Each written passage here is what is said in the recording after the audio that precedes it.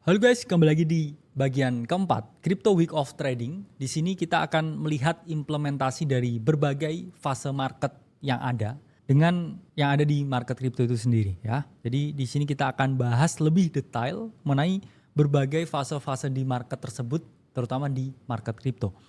Pertama kita akan bahas contoh dari fase akumulasi atau fase di mana para smart money ya, ini quotes on quotes kumpulin barang ya, setelah terjadinya penurunan harga yang signifikan dan market kehilangan interest yang cukup besar. Ini adalah contoh fase akumulasi di Chainlink ya. Jadi ini adalah fase akumulasi yang cukup lama ya, sebelumnya juga sesuai dengan contoh di hukum sebab akibat, di mana di sini udah hampir setahun ya, Chainlink mengalami fase konsolidasi yang cukup lama ya, disebutnya sebagai akumulasi, dan di sini ada yang namanya fase spring atau fase jebakan, di mana smart money ini membuat seakan-akan harganya break dari bawah titik support dan dia kemudian rebounds dan mengalami kenaikan yang cukup signifikan. Ini pun juga sama di price action dari XRP atau Ripple, di mana di sini kita lihat ada fase spring ya, di sini drop secara signifikan di bawah support level dan kemudian dia reclaim dan kemudian harga mengalami kenaikan yang cukup signifikan. Oke, salah satu jebakan yang bisa kita lihat ini di Ripple ya, fase springnya. Jadi fase spring udah dijelaskan, itu adalah the grab ya aliasnya, atau stop hunt ya, atau liquidity game ya, atau berbagai istilah-istilah lain, di mana digunakan ya oleh para smart money untuk menjebak retail dan melikuidasi posisi yang mereka miliki sebelum harga ini mengalami kenaikan yang signifikan. Keadaan tersebut memang bisa teman-teman jadikan suatu entry trigger untuk masuk posisi ya bagi kalian para pemberani. Karena kalau ini memang terbukti bukan fase spring dan bukan fase shake out, ya ini harga akan terus mengalami penurunan. Itulah mengapa yang terbaik itu adalah add-on position atau mulai melakukan pembelian ketika harga ini sudah mengalami reclaim atau return to origin. Nah, fase akumulasi itu bisa berlangsung selama beberapa kali atau beberapa tahap. Itulah mengapa disebut fase reakumulasi.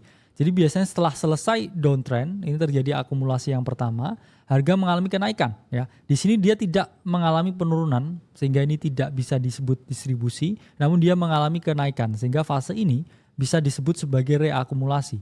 Kemudian di sini harga mengalami konsolidasi lagi breakout sehingga kita bisa sebut sebagai fase reakumulasi. Jadi multiple accumulation level itu terjadi di market, terutama dalam market yang trending atau kita sebutnya ya sebagai fase bull market.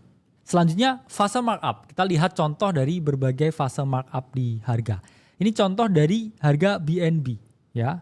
Di mana contoh fase markup pada BNB ini terjadi ketika harga berhasil break dari range bound-nya ya. Di sini dia break dari atas resistance ini. Harga mengalami kenaikan dan apa yang terjadi? Ini dia terus mengalami kenaikan setelah keluar dari range-nya ini. Ini contoh dari fase markup ya. Ingat ya teman-teman, fase markup terjadi ketika dia sudah selesai dengan fase akumulasi atau fase konsolidasi di dalam range dalam waktu yang cukup lama. Ini juga contoh fase markup pada pendle ya, di mana teman-teman bisa lihat di sini ada suatu range akumulasi yang cukup lama dan kemudian harga breakout di atas resistance-nya ini ya, breakout di atas range-nya ini dan dia terus mengalami kenaikan. Oke, ini adalah contoh fase markup dari aset pendle. Itulah mengapa untuk menghindari ya yang namanya false breakout, kita juga harus mengantisipasinya dengan memperhatikan volume yang ada. Apakah volume udah support saya punya thesis bahwa ini akan terjadi fase markup atau belum? Kalau belum, kita wait and see dulu ya. Terus kita jangan ini ya, jangan sampai kemakan yang namanya false breakout. Selanjutnya fase distribusi. Kita akan melihat beberapa contoh fase distribusi dari berbagai koin. Pertama ini adalah cake ya, ini fase distribusinya di sini, di mana di sini harga mengalami kenaikan ya, tidak terjadi lagi ya reakumulasi dan break ya dari area ini.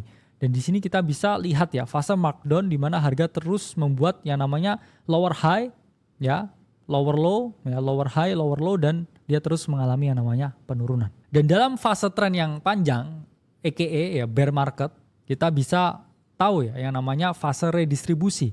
Setelah harga naik ya, di sini distribusi ya, redistribusi ya, masih turun dan redistribusi lagi karena juga di sini harga juga masih turun.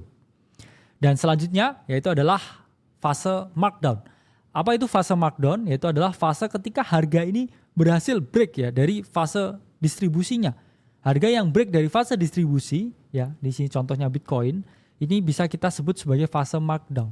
Dan kita harus menunggu ya konfirmasi dari volume untuk melihat tingginya tekanan harga yang membuat harga ini terus mengalami penurunan. Jadi melihat fase market ya, yang itu memang jauh lebih sederhana. Tapi nanti kalau kita melihat fase week off itu jauh lebih rumit dan juga sulit. Itulah mengapa penting untuk melatih mata teman-teman untuk melihat fase-fase week off yang memang ada ya, banyak sekali elemen di setiap fasenya. Oke guys, lanjut lagi di modul selanjutnya.